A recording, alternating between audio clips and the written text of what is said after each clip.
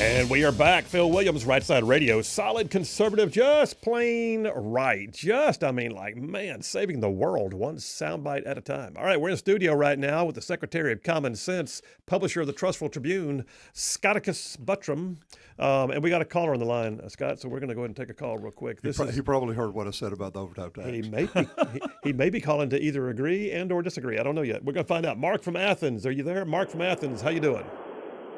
I'm doing great, Senator Williams, and Secretary, I'm glad to have you on the phone, too, because I need some clarification. All right, what you got? On the exemption from overtime tax, yes, the state had the process where you were exempt from overtime. But let me ask you this. At the end of the year, when you file your state income tax, does that overtime income actually go in to your total income? Therefore, you are going to pay the tax on that overtime income. Your tax bracket will be identified with that income level, not the exemption. So you get the exemption, but then you have to pay it back at the end of the year with your state tax. Okay, so you're basically, let me make sure I'm clear. So and by the way, I am not a CPA. I did not sleep at a Holiday Inn Express last night, but I'll do the best I can. That's interesting. But what you're asking is, if somebody works more and makes more, even though they might have been exempt on one portion, would they then possibly be bumped into another bracket? And I think the answer would probably be yes. Well, I had not thought about it this way, but yeah, the way it's set up right now, whoever writes paychecks would just simply not cut state taxes on your overtime hours. Right. But when you turn in your tax return at the end of the year, how does the state of Alabama know that was overtime or not? Wouldn't they look at the total earnings? Well, it's a good question. That's a great question. Mark, are you an overtime guy? I mean, was this impacting you or just Yes, going? I am. Okay. Well, first of all, was it helpful to you to have it? It was, but at the end of the year, when I filed my state income tax, I had to owe, where I usually come out zero even, the way I work my taxes, but because I work on an average of 8 to 10 hours of overtime every week. Wow. Okay. So, it actually took me into my overtime income, even though I was not getting taxed on my paycheck every time I got a paycheck on the at the end of the year, I was taxed on that income exactly the amount of money as I would have been if I had not got that exemption. So I didn't really get an exemption of my taxes on overtime. I just got it on the paycheck at the here and now. But at the end of the year, I had to pay it. Anyway. Yeah, I hear you, and I tell you, and this is not meant to be a callous statement at all. Don't take it that way. I think that's going to be unique to the person. In your case, that may have bumped you into another bracket, or you wind up having to pay more later that you didn't expect. But not everybody would be in that, because there might be just part-time people who work far fewer hours or something like that they got overtime, and it didn't impact their overall. And we got about a minute and a half here, brother. All right, I was going to say, the way I configure my tax paying is I set it up where I know what I'm going to have, and I say, okay, then I can make it to where I end up not owing taxes at the end of the year and not getting a giant refund either, where I'm almost dead even, or it's just very, a single-digit dollar amount either way. Well, I'll tell you what, brother, I wish everybody thought their taxes were like you do. Yeah.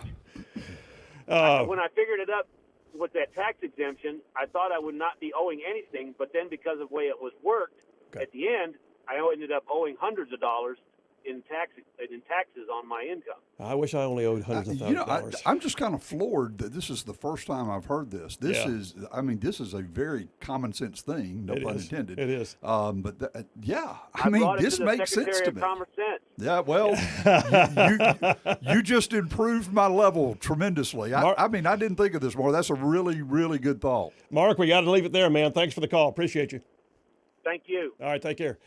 We got about 20 seconds before we head to the break. And by the way, keep in mind, folks, when we come back from this one, it's not going to be just usual conversation here. It's going to be the dynamic insertion of Buttram into Butters and Lee. We'll call it Buttram and Lee this time. There we go. That is interesting. I don't think I'd thought about.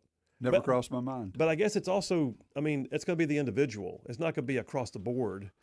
Just because you worked overtime doesn't mean you're automatically in a higher tax bracket, but it's possible that it could happen. Right, but I don't know that even moving you to a different bracket would make as much difference if it wasn't cut out of your paycheck, but you're still That's true. Got to turn in a return on your total earnings. I don't know. Then it's there. I don't know how the state would know, well, we're not supposed to tax him on this $5,000.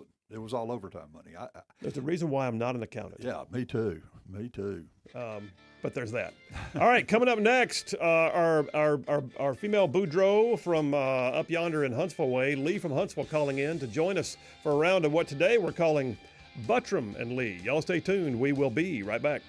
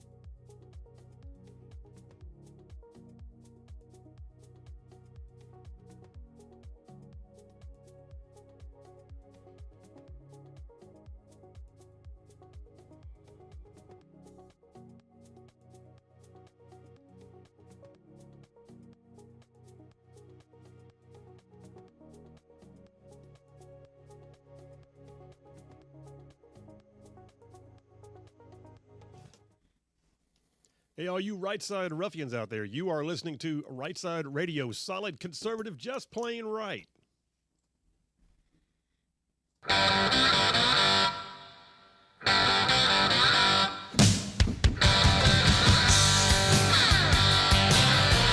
got to do a whole thing here.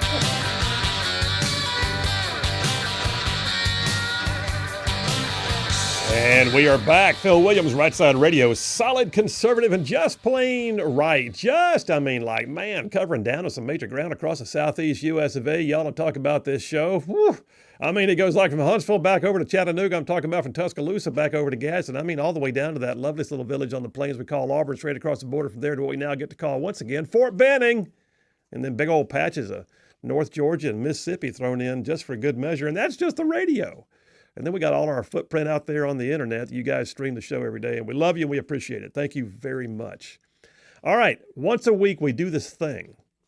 I bring in two of my brethren and sistren that do great things for this show, have opinions, because we have opinionated people everywhere around Rightside.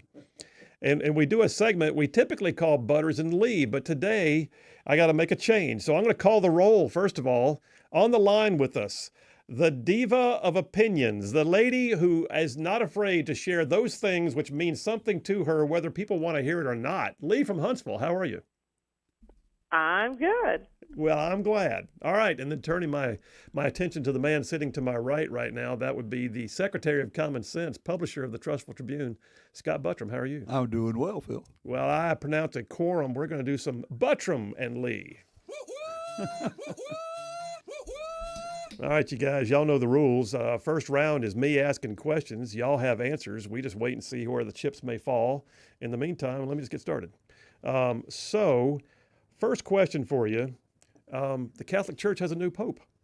Just happened. This is breaking news. So Pope Leo the 14th was proclaimed today in the second day of the conclave, which my understanding is a pretty quick affirming or vote. He's the first ever pope from the U.S. Does his citizenship, being a U.S. citizen, does it matter? Here's my question for you. Is it a big deal to have an American pope? Ladies first. Lee, what do you think? Yes, considering there's never been an American pope, so yes, it's a big deal. It's the first. So you're doing the glass-breaking ceiling thing, huh? Well, they don't usually choose a superpower to bring in the pope from, because it seems to be it's always been they choose them from other countries because they don't want superpowers to have that much influence on the papacy. Interesting. But he's also got Peruvian roots. He's done a lot of missionary work in Peru. I was reading up on him. I didn't think it was going to be him, so it was a bit of a surprise. Not that I'm not Catholic, so honestly, it's just more historical interest for me. But he's got really deep Peruvian roots, and I think that's kind of what they were looking for, too, because, Latin America is just, there's a ton of Catholics there, so, and also to kind of reignite excitement in the Catholic Church in America. So, yeah, I think he'll drive some of that, and it'll be interesting, but I don't think things are going to be all that different. He was head of the dicastery, which are the ones who choose the bishops.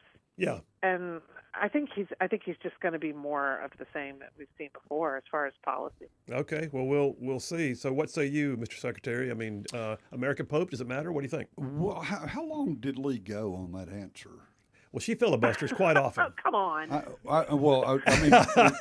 If it was 90 seconds, it was 90 seconds longer. Did you just walk in here and start throwing trash and shade on people? I'm just saying it's 90 seconds more than I know about the Pope. I'm impressed with Lee's background, and that she took the time to. I'm really impressed. I learned more from Lee in that brief period than I have from all the major networks all afternoon. So basically, your answer is a fancy way of a fancy way of saying I don't know.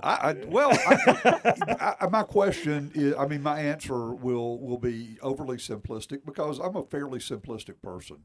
My wife says I'm very much a simpleton, but it won't affect me because I'm not Catholic. Right. Raised Southern Baptist, currently Church of Christ. What the Catholic Church does is their business. It's one of those roles that has actually disturbed me to watch it, even though I'm not Catholic. and I'm not talking about this current pope, I'm talking about kind of the progression of it becoming seemingly more and more political. And I don't understand why any leader of a Christian religion wants to get political, simply because you've already got the greatest story in the world. Why would you walk away from that to get involved in politics? That's a great point. Preach the gospel. That's the best story out there. The best thing you could have going. Focus on that. And I think we would probably have a better world if more religious leaders did that. That said, he won't have any bearing on me or my thoughts at all. I think here's one of the things I think on this. I'm going to throw this out there real quick before we go to the next question. Is I look at, okay, American Pope, that's cool. I was kind of like, the whole glass ceiling thing. I get it. I like the fact that we have a Pope now. We don't need subtitles on TV when he speaks. That's great. So just throwing that out there. But the other piece of this, I want to know what he stands, because apparently he's been somewhat outspoken in the opposite direction of what I would care for on issues related to illegal immigration. He's been soft on border, but apparently he's very tough and very towing the line on abortion. So I don't know where we're going to land here. I do know this: he has great influence. Mm-hmm. He has the ability, even though I'm not Catholic either. I'm an evangelical. I go to a non-denominational church, Church of the Highlands. But I really do believe he has an opportunity for great influence in the kingdom. And so I'm hoping that influence will be wielded with wisdom and with an adherence to, the truth, as opposed to the perceptions of man. There's only one blueprint. If you stick to the blueprint, you'll be by in pretty golly, good shape. there's a plan. You'll be in pretty good shape. I think that's a valid look. I did have a friend text me earlier and said, we got an American Pope. Can we have hats now that says "Make the Vatican Great Again"? Well, I will say, as an American, don't give Trump any ideas. Yeah, you might have it. I do think it is. I don't want to overlook the fact that it is the first American Pope, and that, I think that's a very cool thing. And I'm waiting for Trump to say the Vatican City might be the 51st state. Isn't it? We're having too much fun with this. Isn't it interesting? Yeah. And I think I'm older than you, Phil, but in my lifetime, we have gone from being concerned about whether or not John Kennedy could be elected because he was a Catholic. Because he was Catholic. That's right. To the Catholic Church, I think almost has oversized influence in some aspects, simply because of the Catholic Church. That's just an odd. That is a dynamic worth reviewing. Yeah, absolutely. All right, I got to get another question in. We got about 5 minutes, so let me go this. Let me take a totally different look at things. Trump announced a major trade deal today, and he was excited about it, and I'm excited about it. I lived in the United Kingdom, and I lived in England for 3 years. So Trump announced a major trade deal with the UK. My question for you is, are we about to see a phasing out of the tariff wars? Are we going to see a rollout of one trade deal after another? And if so, is the United States actually going to be in better shape? And I'm going to stack on here and say, is anybody yet feeling the actual economics of tariffs at the common man level? Real quick, Scott, you first. The fact that it is the UK is very significant. I think so. We're going to have to know the details of the trade agreement. I mean, we all know President Trump, and every single thing he's ever announced that he's done was the greatest ever. So, we all, it's huge. Even though we think the world of a president, we want to take everything with a grain of salt, see the details. The devil's in the details. So we need to see that. But let's assume it is a super strong trade agreement, that it lives up to Trump's pushing of it and the way he is discussing it. Yeah. My gut feeling is this is such a big deal, it's probably going to reflect exactly what he said about it. I hope it does. I can't think of a better trade partner we could have announced than the United Kingdom, first out of the gate. The only other one that I think is going to hit that same level will be Japan. I think those are two very strong economies. That I could see Canada and China also being big. Yes. Well, I don't see China coming on board anytime soon. We're working. But it'd be massive. Yeah. I do think that is in the works, by the way. China's not stupid. All right, let me go to Lee. Lee, what do you think? Tariffs, are we going to start seeing a rollout of these things? Is it going to be good for us? And are we even feeling the impact of tariffs right now as a nation? What do you think? I don't feel it necessarily that much. I mean, everything just keeps going up as far as costs, but we're so used to that over the past few years that it just seems normal, sadly. But I still look at the grocery store and go, oh, my God. Yeah. But I will.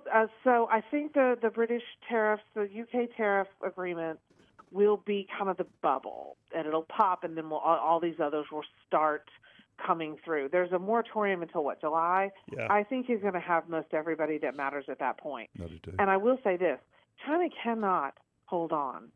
No, they are can't. going They to can't. implode. That's right. They don't have.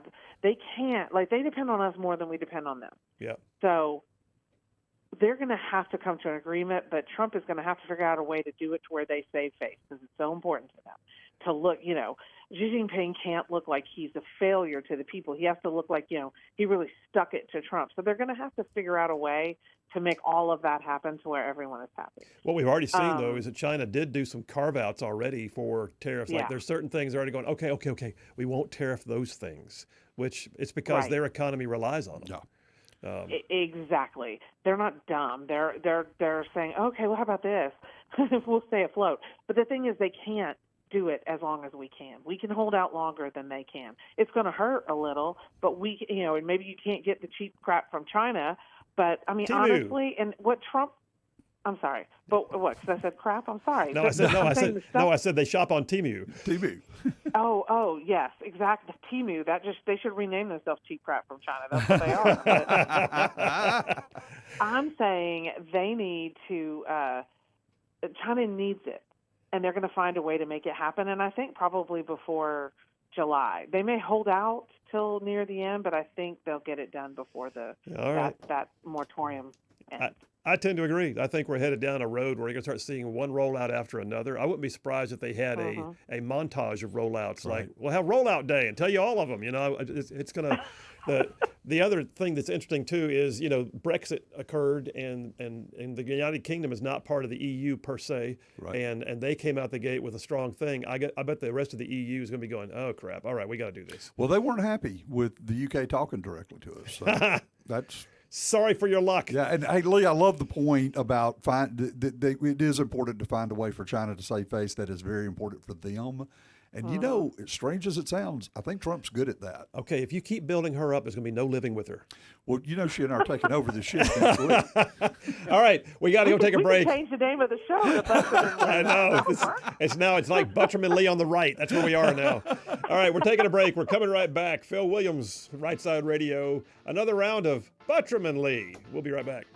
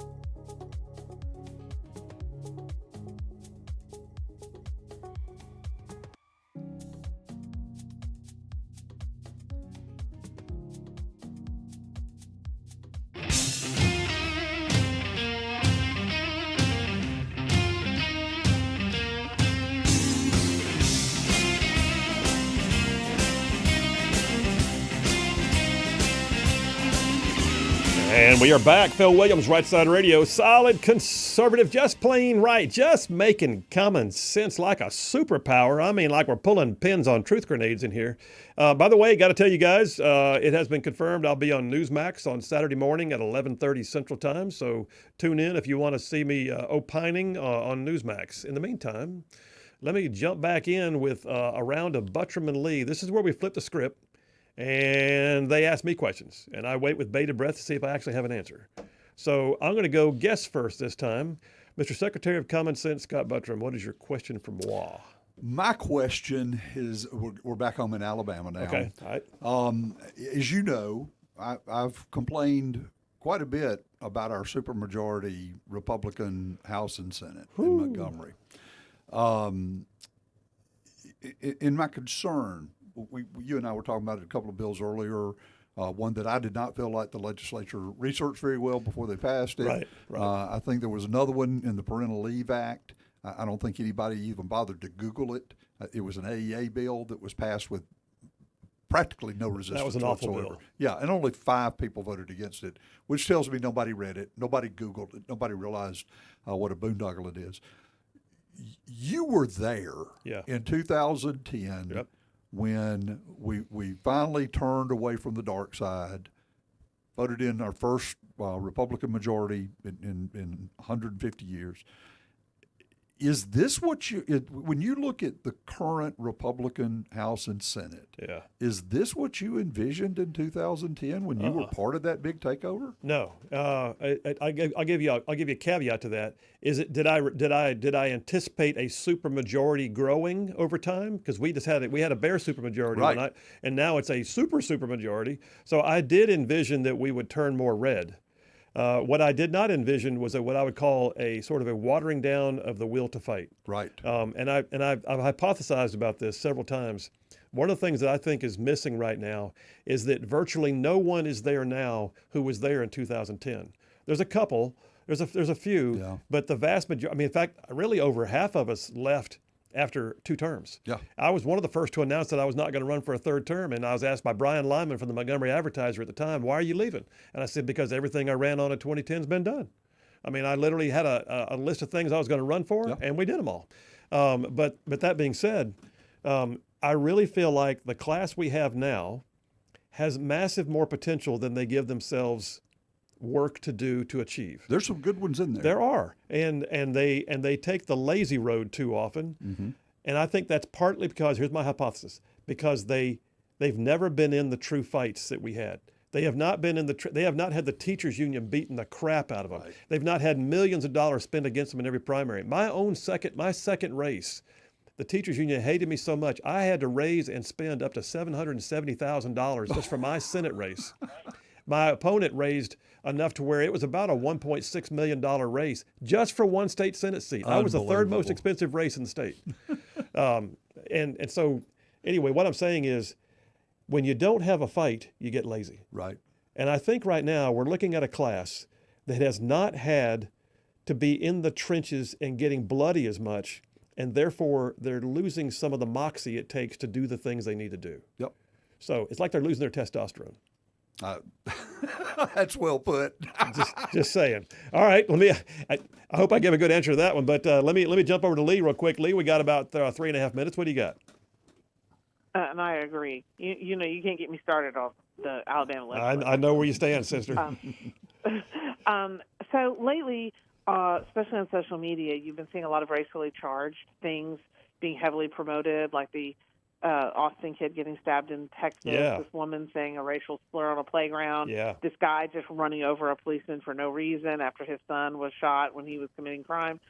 You see it on social media, and it feels as if the powers that be, or even maybe some of, say, Chinese influence on TikTok, they really want to stir the racial animus and get people pitted against each other. Do you think they're trying to make another Summer of Love? Wow. Well, I don't think they have the rallying cry right now. And I don't think that, I do think there's been some lessons learned. The Summer of Love was made worse by the fact that we were in such an anti-Trump fervor on the Democrat side. They still had a rallying call to work with. and they used George Floyd as the opportunity to push their agenda. And then we had what I would call corporate fecklessness, where everybody began to take knees at the front door of their buildings to show their alignment with, even had Nancy Pelosi and all the rest of them take a knee in the rotunda of the House. That was just, or of the Capitol building. That was sick. So I guess to answer your question with about 30 seconds left, no, I don't feel another summer of love coming. I feel like there's certainly some animus on the street here and there, but I actually think it's better than it was. I think part of that is because leadership has changed, and this leadership has a different style, a different manner that is putting a different tone on things and not fomenting it from DC. So I look at this as being, even right now they took down the Black Lives Matter plaza and repainted the street black, just to get the letters off of it in DC. And so I think we're in a better place, and I look forward to hopefully, what I tell you we really need is revival, to be honest. Mm-hmm. But I really think that we're in a better place than we were. Does that answer your question? That's very helpful. I like that. And I just think we all need to love each other more and not allow division to happen. Well, it is Thankful Thursday, and we love you, Lee. How about that? You too. Okay. All right. That's great. That's a good round. I love that. All right. That was, today was called Buttram and Lee. Scott Buttram, thank you so much. Lee from Huntsville, we love you as always, and we'll do it again soon. Phil Williams, Rightside Radio. Y'all stay tuned. We will be right back.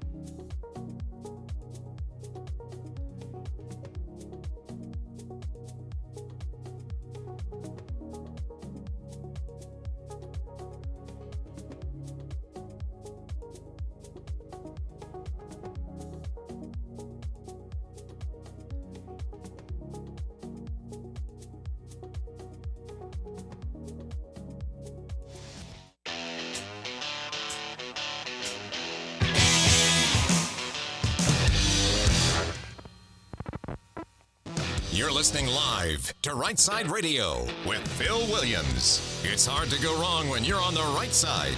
Rightside Radio. Solid, conservative, and just plain right.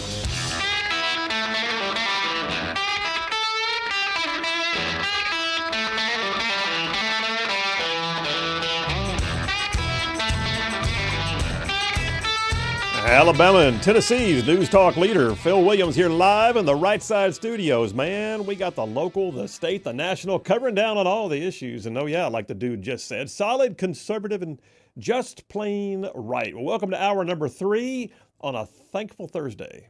Thankful Thursday, because we're thankful.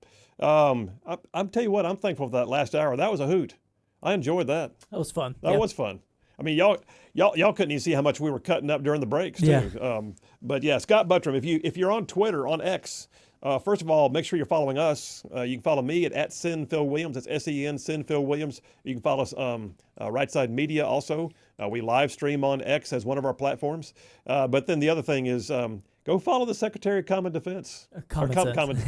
Common Defense. Common Sense. I think that's one of the best usernames I've heard. Secretary of Common Sense. Not the president, the secretary. That's right.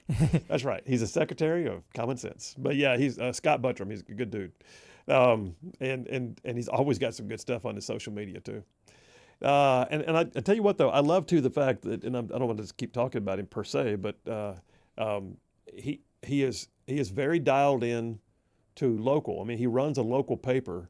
It's a great local paper, by the way, award-winning. But the Trustful Tribune, I mean, he is still committed to the idea that news happens at home too. Yeah. And that's good. John from Huntsville says, Scott Buttram wins the Buttram and Lee segment. And I still think Phil should replace Dale Jackson with Scott Buttram on the Grand Council portion of the show. Okay. Jay from Hartselle says, an American Pope. Trump just keeps stacking wins. I don't know that we can give him the W for this. I'm not sure it's supposed to be a Trump thing. Lee made a great point. I don't think I'd thought of this. Lee from Huntsville a minute ago, about that there's been a tendency to not have a pope from a what could be considered a world superpower. I don't know that I'd ever considered that. And I'd have to go back and look, but I'm assuming she's true. It's true. I don't think she would just make that up. And I have to look at it and go, huh. I mean, was that intentional?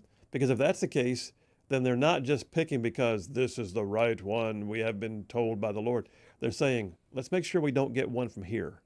So I don't know. I haven't thought about that either until she mentioned it. Although I guess that could be part of the prayer for wisdom, and part of the wisdom is don't choose from here. I don't know. Anyway, I mean, it may have just been simply a situation where he's just been the best candidate in the room. It may have nothing to do with him being American. I don't know. I mean, that's part of the thing of we have no idea what went into the decision because they locked everybody out. All we know is they made a decision. Allegedly, they talked to God about it, and we have a new pope. That's all there is to know. David at Buc-ee's says, and I saw this meme earlier, he said, light blue smoke has risen from Buc-ee's, indicating fresh brisket on the board. Well, I saw another meme said that a bald eagle came out of the chimney with an AR-15 in hand, meaning they picked an American pope. TL from Huntsville made sure that we knew that our internet did drop. So some of y'all who live streamed the show, you may have had about a minute and a half to 2 minute lapse, and that's because yes, we had an internet drop. So back on, all things good. JP worked his magic in the background, and next thing you know, we're going. Blowing and going is what we do. Karen from Decatur says, on the overtime bill, it'll not impact your Alabama tax rate. The overtime is not reported as Alabama wages. Oh, okay. I did not know this. I wish I'd known that. Karen, I wish I'd had you call in during the call we got earlier from, I think it was Mark from Athens. So Mark, if you're listening, we have one listener. Karen, if you, by the way, are an accountant, a CPA, something like that, then please let us know. From whence you gather your knowledge base. Mike from Florence said, I also worked a lot of plants where a normal work week was 40 hours, but during an outage, it could be as much as 112. Oh, yeah. Alabama power plants and stuff like that, yes. Said it was not uncommon to change withholding several times a year so that enough was deducted in a 40-hour week, but I wasn't slammed during an outage week. Yeah. He said having a good estimate of my expected contracts throughout the year really helped. That's That's amazing. Okay. John T., Alabama again. He said it was a category. He said, just eliminate the supermajority since they failed to do right. It was a category on the W-2. Oh, okay, I don't know what we're talking about now. Thank you, John T. Apparently that was a little while ago on something else. Jeff from Indiana said, hey, Phil, maybe my drive through Nashville will be a little easier today, but I doubt it. I'm not sure if anybody there has got a license. Hopefully they pick up a whole lot more. Oh, he's talking about the illegals they rounded up in Tennessee. Okay. Yeah, that was pretty cool. They did roadblocks. 150 different vehicles were blocked. They arrested 84 illegal aliens. Multiple of them had criminal records. One was a known or believed to be a Tren de Aragua member. So there's that. Shag Nasty, the atheist, checking in. Shag Nasty says, I heard they got a new pope. The one they were, a new pipe. What? The one they were using had smoke coming out of the top. Get it, pipe. Like a... Gotcha. Womp, womp, womp. Stay in the area all day. Okay, thank you very much. Ah, Shag, you got the walk of shame sound. All right, listen, we're going to get into the new topic here in a minute. What's the big deal? That's what I'm calling it. Dipper number 2 is, what's the big deal? Well, there was a big deal announced today. The Trump administration is, we're doing these tariffs, right? Now, listen, I was dubious of this too. I look at this and I thought, okay, I get it, but wow, across the board? But here's one of the things I'm not hearing other people say. Do keep in mind, Trump controls his own destiny with this. This is not something that was thrust upon us. It was something that he instigated, which means that he can also, reel back on it, which he's actually done. He issued the tariffs right away. They have a 10% across the board, all countries tariff, and then he went back and had his people calculate how best to configure a tariff related to each individual country based upon their trade imbalance with the United States. Trade imbalance, if you're not familiar, basically means they get more out of the trade with us than we do. And that is about as simple a definition as I can tell you. We have a massive trade imbalance with some of our biggest allies in the world just hosing us. Like, for instance, you can look at Japan. Japan has a 700% tariff on American rice. Did you know that? A 700% tariff on American rice. Well, what they're doing is it's a self-protection measure. They've got their, rice farmers, and they want to protect their rice farmers. And so they're basically making it impossible to buy American rice. That happens across the board. We see it with trade imbalances on steel, on autos, on agricultural. We see it, all of it.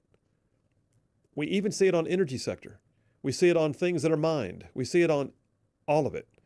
So there are nations right now that are supposedly our best friends, Canada being an example, who wind up sticking it to us, and then we wind up losing out, but nobody ever says anything about it because we're so big that we'll get by and never mind, it's okay, they're still our friend. Are they? Do friends keep reaching in your pocket and taking money? Is it your friend who comes over and borrows the lawnmower and never brings it back? Is that really a friend? You know what I'm saying? That's what it feels like sometimes. So Trump decided, enough of that. How about no more? How about we're putting everybody on notice? We're not going to be selective. And what I like is he didn't just say, I'm doing this to Iran. I'm doing this to China. I'm doing this to Russia. No, he said, I'm doing this to, by God, everybody. So the tariffs went out. Whew. Some people bowed up. China immediately put a 125% tariff on American goods. Okay. China's economy, though, cannot sustain this the same way ours can. We also have, oh, by the way, some friends who immediately said, hey, let's talk. And they came to the table immediately. In fact, 70 countries within the first 48 hours of the tariffs came to the table immediately. So much so that Trump said, here's what I'm going to do. I'm going to suspend those tariffs for 90 days while we work out a new deal. And if we work out the new deal, I'll just lift them all together. What was funny was when he slapped the tariffs on and everybody realized he was serious and it was across the board, Wall Street went bananas. Wall Street had like a Black Monday. It was just like god awful. It was amazing. 2 days later, with the liberal media saying, Trump just crashed the market. 2 days later, He says, you know what? Let's do a 90-day moratorium. I've got 70 countries in negotiations all of a sudden. The market had one of its best rallies in market history. So yeah, what you're seeing is the tariff wars are a big deal. Things are starting to cost more. There is an economic price to pay. If we're not careful, it could go on too long, and I do believe that. However, at the moment, what we're watching is something that Trump actually controls the flow on. It's like a spigot. He can turn it on, he can turn it off. He controls the spigot. I do not feel like for a second we're going to crash our economy. I think we're going to be better on the far end of this. In the meantime, we'll come back from this break and we'll talk about it. Phil Williams, Rightside Radio. Y'all stay tuned. We'll be right back.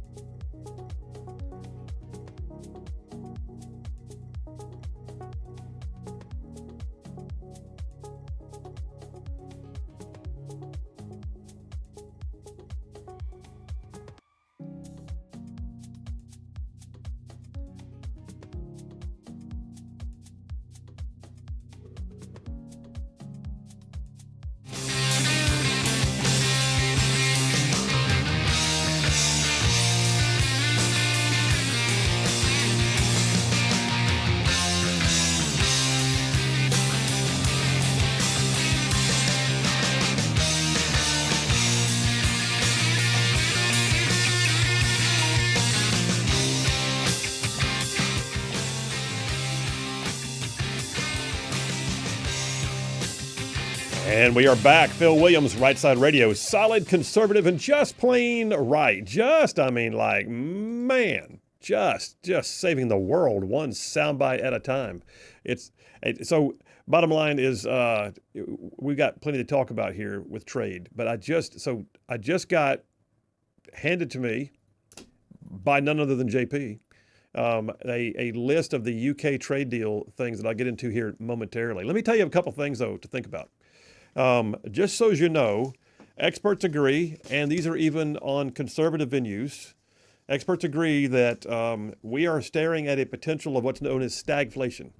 Stagflation, but it's not saying we're there yet. It's just saying that stagflation is something that could, if we persist with the trade tariffs, that we could very well see stagflation, which, okay, so just to remind you, stagflation is basically like it's where consumer prices rise. You get a weak labor market, high inflation is still there. Basically, economic growth becomes stagnant. So it's not like everything's bad. It's just that it's getting like kind of lackadaisical, like there's no wind in the sails. We got some recent economic data. I got this piece off of Fox Business. I hold it in my calloused former paratrooper hands.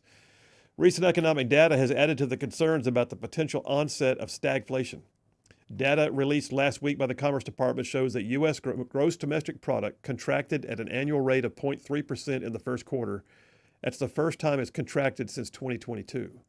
So the first time in 3 years, first quarter 22, it's the first time in 3 years we've seen true economic data showing a contraction in our GDP. That's interesting. Well, we got multiple experts so decided in the article. One of them is a guy named David Bahnsen. He works for the Bahnsen Group, which is a major wealth management firm. He says, I don't believe the price increases are going to be permanent because I think the Trump administration will do a walk back on some of the big tariffs they've been threatening. But I do believe the far bigger issue, he said, is stagnation, which is what the slowdown in economic growth is going to be called because of policies. So there's going to be a tipping point where even though we're not fully feeling the prices in the supermarket as much, the fact is goods are slowing down, shelves are not quite as stocked, and then you got a problem with people also having economic indicators in their personal life, and you get this kind of hush falls over the economy, and you don't want that because then you have to actually light the fires to get it going again. You want to catch this before it goes too far down the road. Got a piece also from Newsmax. Ford is hiking prices on Mexican-produced models, citing the tariffs. All right, well, I know that was part of the plan, was to drive production back to the United States. But right now, Ford is still in a place where, because of NAFTA from years ago, they still build vehicles across border lines, and they're now having to look at about a $2.5 billion in overall cost increase for 2025, and so they're going to raise their prices by as much as $2,000 on certain models of cars because parts of them are made in Mexico. Okay. Analysts say, according to Newsmax, that U.S. auto sales could drop by more than 1 million vehicles a year if tariffs are continuing to remain in place. All right. But then today happened. And I don't want to say today changed everything, but today gave an indicator that things can change. Today, Donald Trump announced that he had a brand new big trade deal to announce, and sure enough, he did. Our very first announcement comes with the United Kingdom. So the UK, being one of our great allies, and he even celebrated it that way, he said, because of our longtime history and allegiance together, it's a great honor to have the United Kingdom as our first announcement. Many other deals in serious stages of negotiation to follow. So what's in this deal? And by the way, who else is going to follow? And I got a few guesses on that. I'll tell you that in a minute. But this is what JP just sent me. And let's see if I got time to break it. I think I got a few minutes. So first of all, the UK trade with the United States is pretty big. We also have great history.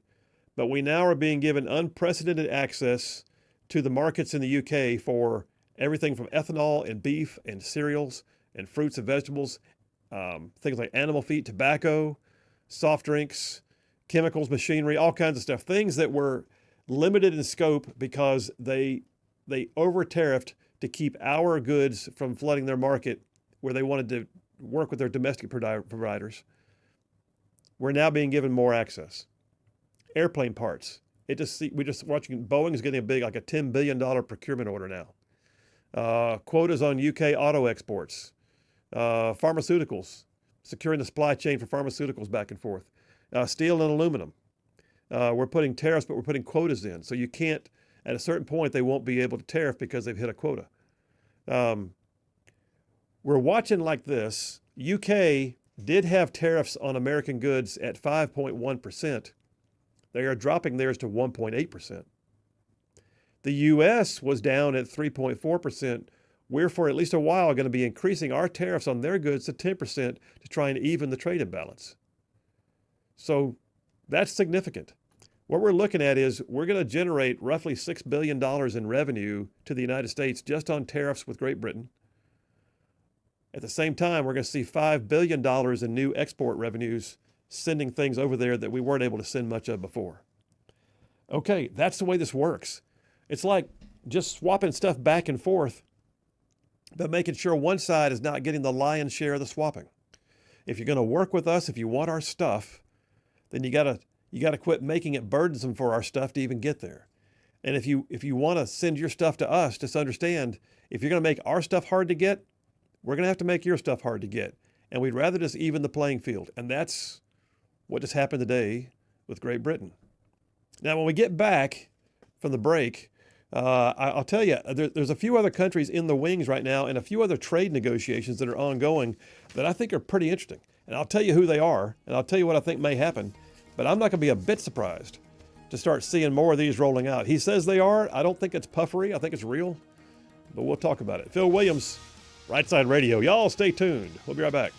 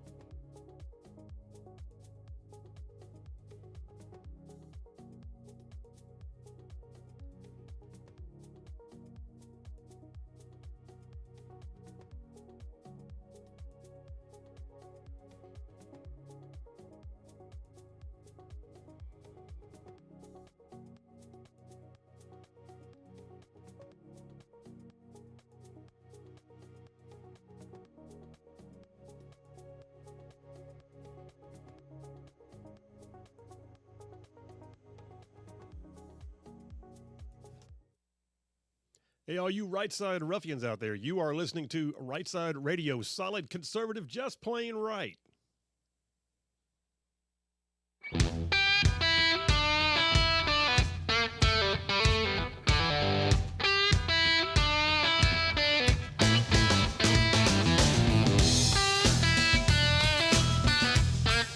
And we are back. Phil Williams, Rightside Radio, solid conservative, just plain right. Just covering down on some major ground across the southeast U.S. of A. Y'all want to talk about this show? Whew, I mean, it goes like from Huntsville back over to Chattanooga. I'm talking about from Tuscaloosa back over to Gadsden. I mean down to that lovely little village on the plains we like to call Auburn. And then straight across the border to what we now get to call, once again, Fort Benning. And then big old patches of North Georgia and Mississippi thrown in just for good measure. And that's just the radio. And then there's all y'all out there on the internet streaming the show live on all our various platforms. Thank you very much. Hey, by the way, let me just say this, couple of shameless plugs. You ready? Shameless plugs.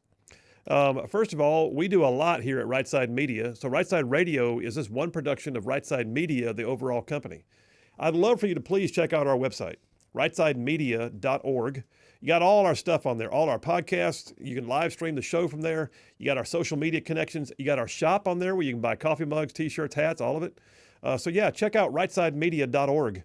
That's the website, and see what you find. I think you'll like it. That being said, yesterday, my latest podcast came out. This one's called Activist Judges. So my podcast is called Right Philosophy. I film it from my house. I love the quality of it. I enjoy the production level, but I also really enjoy the opportunity to do, if you like my monologues at the beginning of the show, picture that, about double in scope and me having, something to say about various topics. And this time it was activist judges. So Right Philosophy, latest edition, up on the website now. You can also find it on YouTube and all our other platforms. And here's my one more shameless plug. My request, my ask. Please click subscribe, like, or follow on whatever platform you happen to be on, because that is more than just like an attaboy to us. That actually allows us to grow, because the more people subscribe on YouTube or follow on social media or hit like on something to generate the algorithms work, the more those platforms let us do. And we're a growing company, and folks are paying attention, and it means something to us when y'all do that. So thank you very much. All right, let me jump back in. Jeremy from Madison says, Brexit bore new fruit today. Yes, it did. By the way, one of my favorite speeches ever is Nigel Farage. You know what I'm talking about? I love Nigel Farage. Nigel Farage is just amazing. I love that guy. He's hilarious. He's got that dry British wit. Mm-hmm. I met him in person in D.C. Really? Yeah. And I think he had a few. He actually stood up on a chair to pontificate just for a minute. Like a true Englishman. Yes, exactly. But one of my favorite speeches of all time is when the Brexit vote occurred, and he went back as the representative to the EU. Have you seen that speech? I probably have. This may have to be homework for you. Yeah. He stood there and he goes, right, 12 years ago, I told all of you that this day would come, and you laughed at me. You're not laughing now, are you? And then he went on to say things like, I realize I'm talking to a group of people, many of whom have not held a proper job in their entire lives. And he just laid waste to him for a while. I wish he could be prime minister. I think the day may be coming. Yeah. But anyway, yeah, so Jeremy says Brexit bore more fruit today. I agree. The fact that they were not mired to the negotiations with the EU meant that they had the ability to do free and fair negotiations one-on-one unilaterally with the United States, and it worked. So, Jeremy, thank you. Great text. Dustin from Hillsboro says, when Trump put the tariffs on, there was a sell-off. Were those folks who were part of the sell-off essentially people who have been against our economy? I don't know, but they were certainly people who were premature in their thinking. I mean, basically, you don't lose until you sell. You know what they were? They were panicans. Panicans! I had forgotten about panicans. Can we do it again? Panicans! The screaming goat sound effect for panicans. That's actually a goat, which is hilarious. We made that sound effect for those people exactly. We did. All right, who's coming next? What big deals can we see next? There is reason to believe that one of the next major trade negotiation deals would be one of several countries, I think South Korea is possible. I think Japan is possible, and I think India is certainly one that is. India is the most populated nation in the entire world. I did not know that. I thought it was China. It's India. But Trump said the other day, he said, I think we'll have a deal with India. The prime minister, as you know, was here 3 weeks ago. They want to make a deal. India's prime minister, Narendra Modi, has been to the White House several times, and he and Trump apparently have a really good relationship. India's economy is a huge piece of the U.S. import-export economy. And so I suspect that we're going to see some type of a major negotiation with India. Watch for that to be coming up next. Piece on CNBC here. Phil, did you go to CNBC? I did. Because I'll go these places so you don't have to. But I hold it right here in my callous former paratrooper hands. Treasury Secretary Scott Bessent says the U.S. might be closing in on a trade deal with the most populous country in the world, India. But the White House also says substantial talks have occurred with Japan. And so, yeah, I look at it and go, okay, indications are India, Japan, South Korea. If we get South Korea and Japan, that's the Eastern Rim starting to form. Next thing you know, we're looking at some of the other Eastern Rim nations. But here's an interesting dynamic. This coming weekend, which, by the way, pay attention, it's Mother's Day weekend. But this coming weekend, not as a Mother's Day celebration, but as at least a part of the trade negotiations, China and the U.S. are meeting in person in Switzerland. So U.S. envoy is meeting with a Chinese envoy to discuss the tariff situations. Trump says the signals are there that China wanted this meeting because they're the ones who initiated it. That's interesting. I find that to be very interesting. If I'm not mistaken, isn't China our biggest trade partner? I believe overall? So. I can double check on that, but I believe so. Are we their biggest or are they our biggest? I think we are their biggest for one. In other words, they sell us more stuff. What do you got? While China was once one of America's largest trading partners, Mexico now holds that position. China remains a significant trading partner, however. So, yeah. Okay. All right. China is the second largest trading partner after Mexico. Okay. Still huge. Mm-hmm. All right. Good.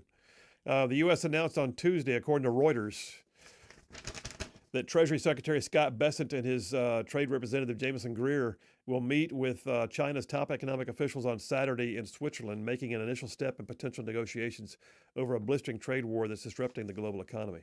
So this is the big one. When you have the two big economies of the two largest nations, one of which is the world's only superpower, us, and China, which is what we would call our near-peer adversary,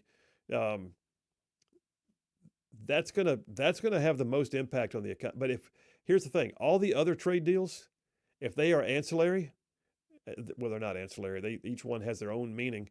But if the other trade deals are happening, all it does is begin to isolate China on the trade world, and people begin to find their way around China. I've already heard of companies that literally saw the tariffs being put on China and said, "I'm getting my goods, my logistics from somewhere else." I was just about to bring up that point exactly. And the country that they're going to flee to the most is India. Probably. And if we can strike a deal with India too, that could be a major checkmate to China to have them come to the table.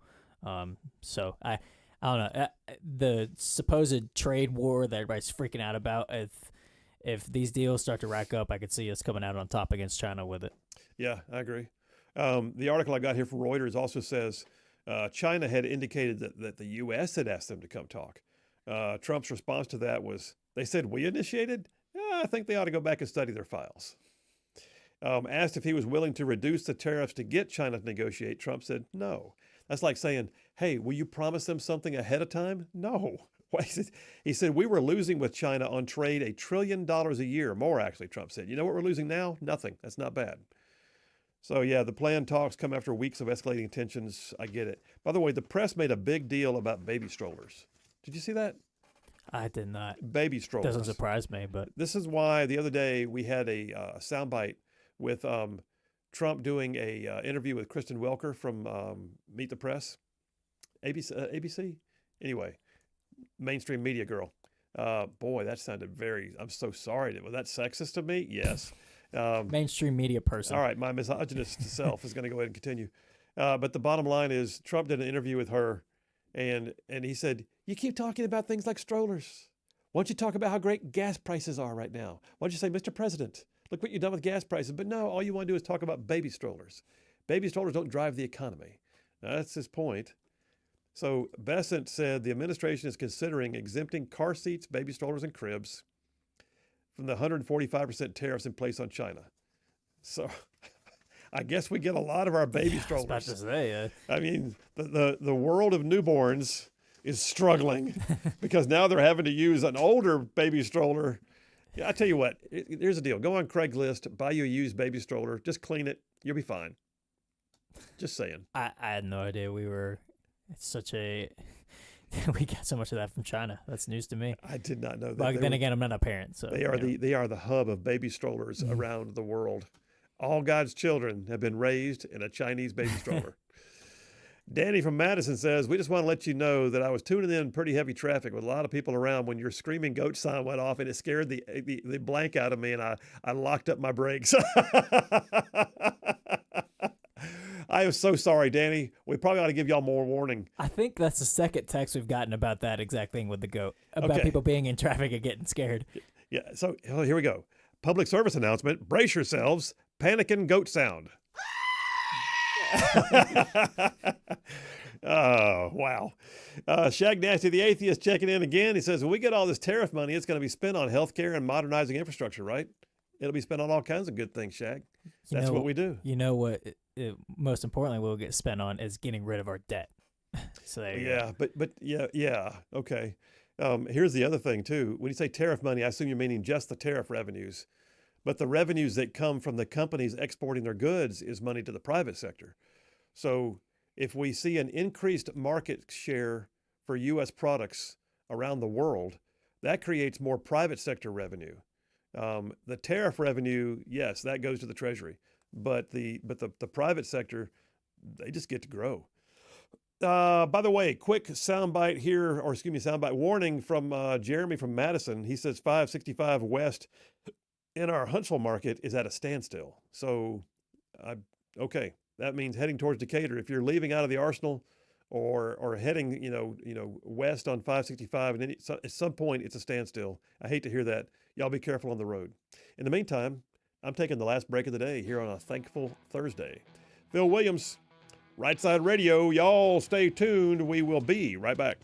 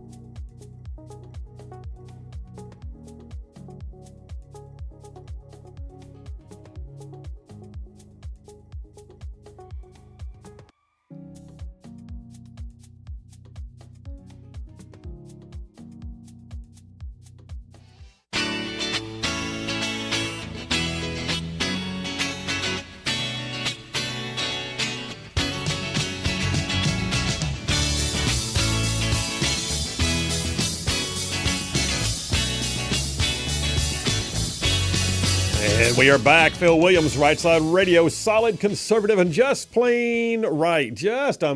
Man, having more fun than a man should be allowed to have. How about that? Marshall from Dubai checking in. Marshall from Dubai says, Phil, I listened to your show and I had the volume turned up so I could move about my office and still listen. And that screaming goat sound hit and the guy next door freaked out. There was an exchange between he and I that you can't say on the air. Keep up the good work. Marshall from Dubai. Appreciate you, man.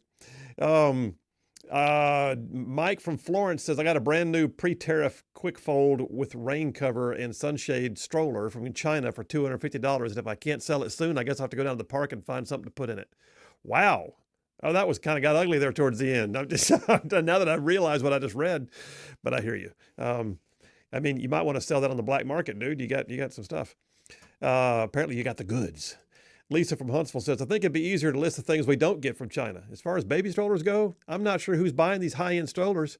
When my son and his wife were expecting, I went to the children's section at a high-end department store, and some of these strollers are 4 figures. Said, unless it can change a diaper and feed and birth the baby itself, why would you pay that much? I didn't ever buy an expensive car seat for my grandson. We're at a point now where we can afford a really nice car, or a really nice one, but he'll make as big of a mess in the nice one as he would in the small, the cheap one. It's a great point. Babies throw up on everything. They don't care. Real quick, Kenneth from Somerville, car seats are mandated by law. Got to have one, just saying. I don't argue that point, not one bit. And the grades are in before I go to the phones. Phil and Lee get an A+ for their equally spectacular performances. Scott Buttram gets an A++ for his absolutely outstanding performance. However, Today's winner is obviously King of Sound Effects, JP, with a Beyond Perfect A Triple Plus, and this was without a doubt your best performance ever. Congratulations. Hope your Atlanta Braves win tonight. John. I don't know what to say. There's nothing much you can say to that. Thankful on this Thankful Thursday for that. Except take me to the phones. Jeff Rowe from Indiana's on the line. Hey, buddy, how are you? Hey, Phil. Do you know how they caught all them there illegal aliens from south of the border up here in Nashville? Pray tell, Jeff Rowe, did they do that? Because they was all afraid to drive on ice. That is awful. That is awful. but it works. That's all it matters. What is wrong with you? Right now, I wish there were some more agents up here because I see a lot of they're either illegal or they don't know how to drive on anything surrounding me right now. Wow. Hey, how's the weather, by the way? Is it nasty where you are right now? It was pouring down rain apparently a minute ago because there's water all over the road here, and everybody's running about 5 miles an hour. Well, I heard you were in the Nashville region, so I looked it up, and it's real patchy. So whatever you're in, you're going to be out of within minutes. But it looks like you're going to drive through it here pretty soon.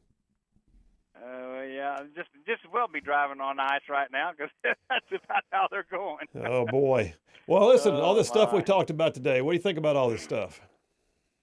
Hey, one they talking about this ice stuff though. I heard something about, I don't know if it's true or not, but the local council here and everything kind of alerted them that ice was in the area, and that's why they had to do all these road stops. Did they really? I didn't know that part. So the local. You might want to look into that. I may not know what I'm talking about, but that's what I've heard. So the local liberal Dems were trying to give it away so that but it didn't work very well because they did 150 road stops and they got 84 illegal aliens out. That's a pretty high percentage. You think maybe there's all in one neighborhood? Maybe. I don't know. I don't know either. Maybe all in one bus. Who knows? Yeah. Well, it gets I wish ugly. they'd take some more of these people off the road. I'm just guaranteed that. I mean, I'm assuming none of them had a license, had a driver's license. So unless they're California, then they get a driver's license just for showing up. But I don't know. A lot of people here from California too. I just appreciate the fact, though, that they did pass that bill in Tennessee to allow for state agencies coordination with federal agencies for immigration, and the fact that the Tennessee state troopers did a full-on roadblock. I mean, that was one day, by the way, 84 arrests in one day with Tennessee state troopers just basically doing what they do, and it worked. And look how much just in the money alone, they want to get money for these troopers and everything. Look how out of that many people taken out of the system, that's probably either not paying taxes or even getting welfare or whatever they get anymore. Yeah. Look how much that money alone would save the country and the state. That plus several of them were actually criminals. There were several. There was one Tren de Aragua member. There were several violent criminals with actual convictions. One of which was a child sex trafficker. So it's big doings, man. Hey, buddy, we're up against the sound break, but you be safe on the road, and we'll talk to you tomorrow. Okay. Thank you, Phil. Have a good one. You too, buddy. Jeff from Indiana. By the way, if you're not familiar, Jeff from Indiana is actually an over-the-road truck driver who makes a route from Indiana down to North Alabama every day of the week for the most part. And so he's just become like part of the family, part of the fabric of the show. In fact, I have more people that say, I love it when that truck driver Jeff Rowe calls in. I know. That's like one of the most frequent compliments we get. I've even had people ask me, is his name Jeff Rowe? No, it's actually Jeff. I just call him that. But all right, hey, listen. We're done, but what a show that was. And don't forget, there are more of us than there are of them. And I'm telling you right now, God is still on his throne. Y'all stay in the fight. We'll see you tomorrow.